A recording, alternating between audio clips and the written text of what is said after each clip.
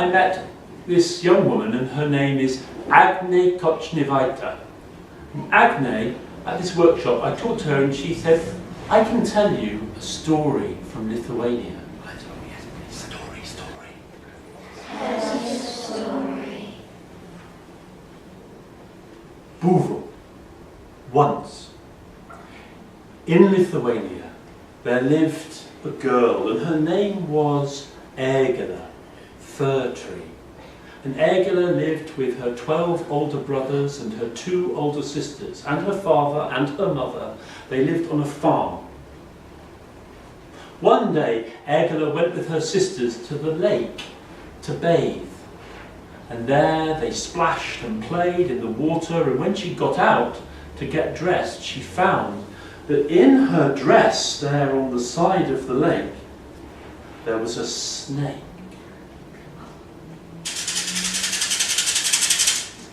Egle, Egle, be my bride, and from your dress I will gladly slide. Egle said, how can I marry a snake? Her sister, her eldest sister, came and saw the snake in the dress. Her sister stepped on the dress to try to kill the snake, but the snake was too quick and spoke. Egle, Egle, be my bride, and from your dress I will gladly slide.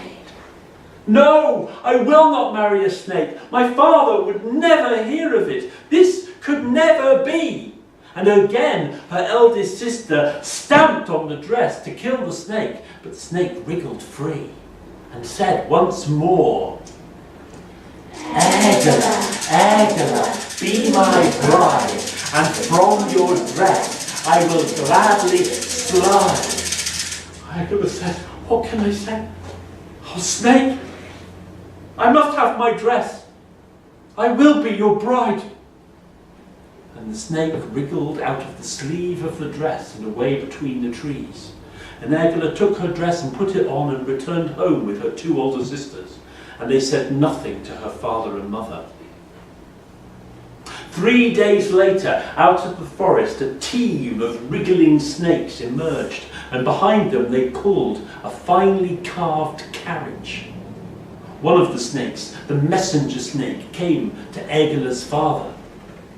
The king of the snakes, Gilvanus, will marry your daughter Egle. What? Said the father. How can this be, daughter? And Egle told her father all that had happened and the promise that had been made. Her father was in despair. How could he let his daughter marry the king of the snakes? He went to a wise woman. Instead of bride, put a goose in the carriage.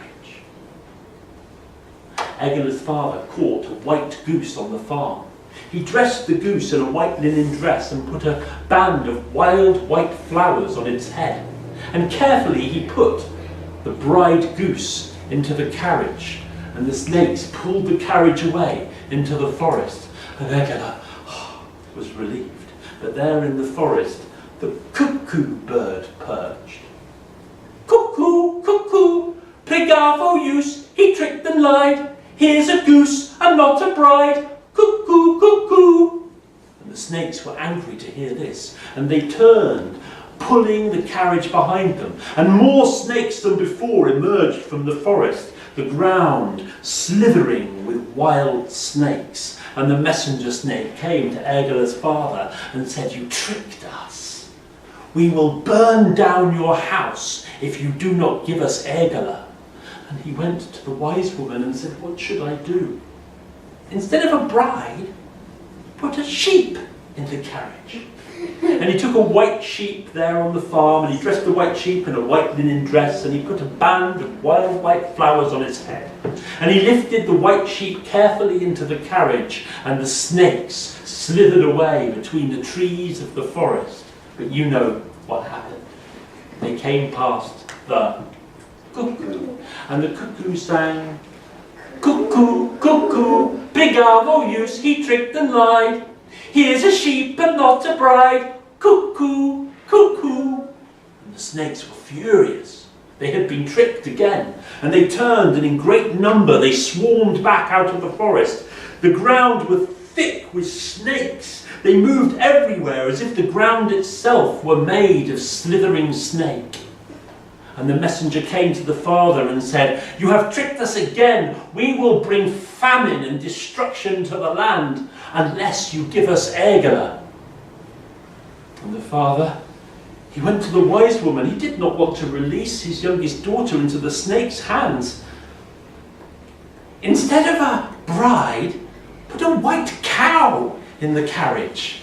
And he found his whitest cow, and on the horns he set the band of wild white flowers and a large white linen dress over that cow, and he lifted the cow with great effort onto the carriage, and the carriage was drawn away by the mass of snakes into the forest. But there in the forest, cuckoo, cuckoo, brigavo, you see tricked and lied. Here's a cow and not a bride. Cuckoo, cuckoo.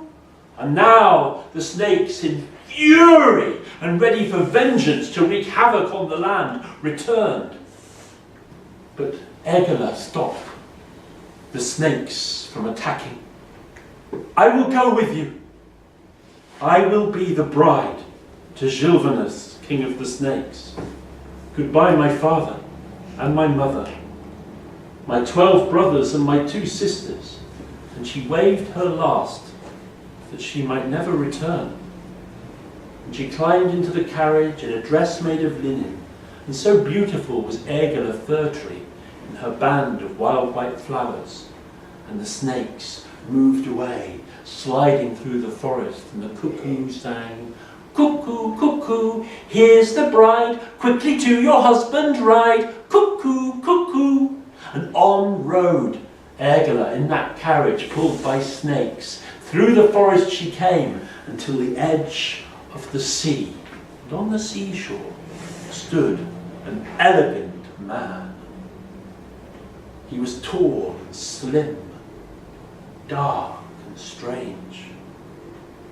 It was Gilvanus, king of the snakes, in human form, and he took Egle by the hand. He took her across the water to an island, and then down beneath the land itself, down into his world below, the realm of the snakes. And everything was decorated in shining orange, glowing amber, Lithuanian gold, so beautifully carved. And Egle was married with great ceremony and joy, and already she loved Gilvanus, and already she was beginning to forget her family in the world above. But time passed, and in a few years Egle had 4 children, the children of Gilvanus, king of the snakes, and Egle, fir tree, queen of the snakes. The eldest was called Arjuolus, oak. The second was called Ursis, ash. The third was Burjas, birch. And the fourth, a daughter, Drebula, aspen. And these 4 children grew beautifully until the eldest son, whose name was Arjuolus, said to his mother, "Mother, I have brothers and a sister. I have a mother and a father. But who are your mother and father? Who are your brothers and sisters? I have never met them." And at that moment, suddenly, Egle remembered her family in the world above. It struck her hard, and she fell to the ground in sorrow.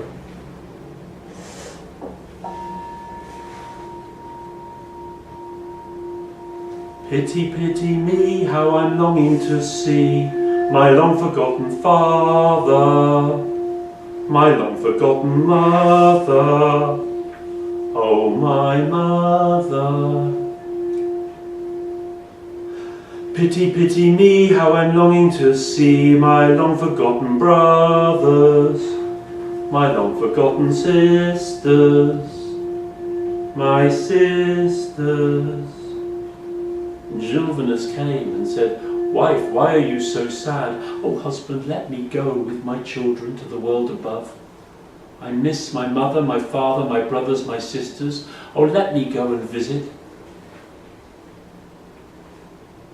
And Gilvanus, king of the snakes, knew that if he let her go, he may never see her again. When you have spun this tuft of raw silk into a fine skein of silk, then you can go. There is the spinning wheel. And Egle gladly took the tuft of raw silk and put it by the spinning wheel and threaded it onto the spindle. She was spinning, and she was spinning, and she was spinning all day and all night.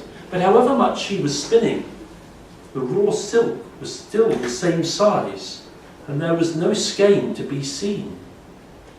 Oh, she was so sad. She worked so hard, her fingers were beginning to bleed. And she lay down on the ground and she sang again. Pity, pity me, how I'm longing to see my long-forgotten father, my long-forgotten mother, oh my mother. Pity, pity me, how I'm longing to see my long-forgotten brothers, my long-forgotten sisters, oh my sisters. And as she sang, there appeared beside her a strange witch. Child, why are you so sad? Oh, witch, I cannot spin this tuft of raw silk. It will not be spun. Take it, said the witch, and toss it in the fire. The enchantment will be broken. And Egle took that tuft of raw silk and she threw it into the fire, and it burned with bright red flame. And then the flames were gone, and she took the tuft of silk and she put it to the spinning wheel, and within minutes she had woven it. Within minutes she had spun that silk into the finest skein. And she showed it to her husband. Now may I go and see my father and mother, my brothers and sisters? Certainly, wife, said Gilvanus. But first put on these shoes. And he put upon her feet iron shoes with a thick sole of iron. When you have worn the soles away, then you may go and visit your family. Egle, she had these shoes and they were heavy. And she stepped away from her husband and she walked, but there was no mark upon the soles of the iron shoes. She scraped the soles against the hard stone, but they would not be scored. She danced and span and twisted, but however far she walked, there was no scratch upon the soles of the iron-soled shoes. And she sat down and she wept.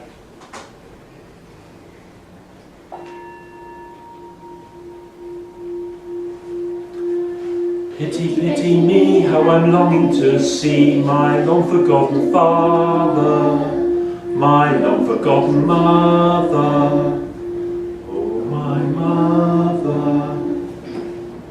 Pity, pity me, how I'm longing to see my long-forgotten brothers, my long-forgotten sisters, my sisters. And there beside her, once more, was the strange old witch. Are you sad again, my child? Oh yes, I must wear away the soles of these iron shoes, but I cannot. Take them to the blacksmith's forge and ask him to put them in the forge's flames. So she took those iron shoes to the blacksmith's forge, and the blacksmith put them into the flames, and they glowed red hot and molten. And then he took them from the forge with his tongs and into the water, and a cloud of steam. And she put the iron shoes on her feet, and within 3 steps, the soles had worn away, and she showed them to her husband, Gilvanus, king of the snakes. Now may I go? Wife, you may go, and take our sons and our daughter But how can you go, wife, with nothing for them to eat? You must bake a loaf of bread for them. Go to the kitchens first. Gladly, husband. And Egle, she ran down to the kitchens, and she found that all of the containers, all of the pots and the pans, all of the bowls had been removed. And the only implement on the wall was a sieve of holes. And she took the sieve down and tried to fetch water to make the bread, but the water ran through. She tried to fetch flour to make the dough, but the flour flowed through, and the sieve was empty. She could bake no bread, and in great sorrow she wept. Pity, pity me, how I'm longing to see my long-forgotten father, my long-forgotten mother, oh my mother. Pity, pity me, how I'm longing to see my long-forgotten brothers, my long-forgotten sisters, oh my sisters. And beside her stood the strange old witch. Listen, child, to bake the bread, take leavening and put it into the holes. And she put the leavening in the holes, and then she set the sieve in water. And the water came through the leavening, and it settled there. And she took the flour and she put it into the sieve with the water, and she kneaded a dough. And then she took the mixture and she put it into the oven, and soon she had a delicious smelling crusty loaf of bread. Husband, now I will leave you. And she called her sons Arjulas, Uosis, Berjas, and her daughter Drebla. And she brought them with her, and her husband said, now I will take you. And Gilvanus, king of the snakes, her beloved husband, was full of sorrow, for he knew that he may never see her again. He brought her to the shore, where he had greeted her. And there he left her, saying to her, return, my wife, within 9 days, for longer than that and you will have forgotten me. And when you come to summon me here in this place, call, Gilvanus, Gilvanus, come to me. If you are alive, may the sea foam with milk, but if you are dead, may the sea foam with blood. She went with her 3 sons and her daughter from that place, and they came through the forest and towards the farm. And as they approached, her 12 brothers saw her, and they ran forward and cuddled and greeted their sister and lifted her and carried her home. And there were her 2 older sisters, her mother and her father, and they wept with joy that their Egle had returned, and what beautiful children she had brought with her. And they broke the loaf that she had brought, and a feast began. Oh, what celebration! Oh, what joy! Until Egle told them that her beloved Gilvanus expected her home within 9 days, and then her brothers' happy faces turned sour. And they took Arjulas, Oak, the oldest of the sons, and they brought him down to the shore, saying they would feed the horses there. But when they got there, they pressed upon him and said, tell us how you will summon Gilvanus, your father, king of the snakes. But Oak was strong. Arjulas would not say. He remained powerful and steady. The next day, the 12 brothers pressed upon Uosis, Ash. And Ash they brought to the same place on the pretence that they would feed the horses. But Uosis the same. They threatened him with sticks that they would beat him. But Uosis would not give away his father. The next night, the same with Berjas, Birch. They pressed upon him, they threatened him, they almost struck him, but he would not speak, he would not tell the secret. But on the 4th evening, they brought little Drebula, Aspen. And she was afraid. And there on the shore, they threatened her with rods and sticks that they would beat her, and she shook with fear. Gilvanus, Gilvanus, come to me. you are alive, may the sea foam with milk. And if you are dead, may the sea foam with blood. And as Drebola spoke, the waters began to churn. The waters turned white, and the waves broke. And through the wave swam a great snake, Gilvanus, king of the snakes. And as it came towards the shore, the brothers stepped into the waters, and with their sharp knives they slashed and cut and destroyed Gilvanus, king of the snakes. And the sea was red with blood. And the 12 brothers and Drebola returned to the house, but they said nothing to Egle. And Egle was full of joy and laughter.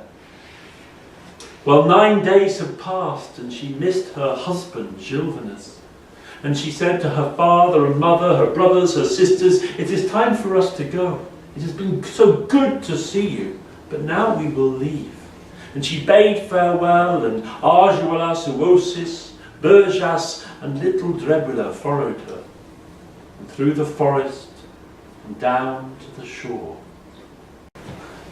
And she called, "Gilvanus, Gilvanus, come to me. If you are alive, may the sea foam with milk.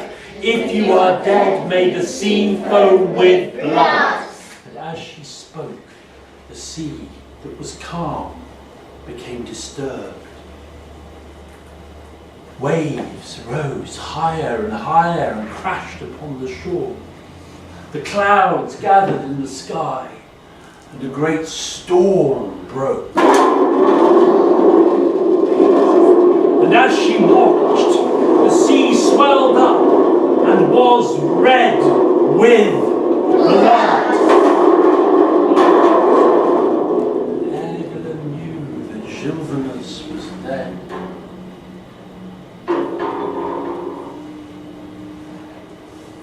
Here we must remain. We can never return, nor will I go back to my family. Here we will be. You, my eldest son, Arjuelas, I turn you to an oak tree. My second, Uosis, I turn you to ash tree. Berjas, you will be birch tree. You will stand strong, the three of you. But you, my youngest, my daughter Drebola, who betrayed your father, there you will stand weak and frail, and in the slightest breeze you will shiver, and your leaves will shake. For you betrayed your father, and always give the secrets away. I myself will be the fir tree. And so the 5 were turned to trees that stood upon the shores of Lithuania, and became the great trees of the land of Lithuania. The oak, the ash, the birch, the aspen, and the fir tree. Egle.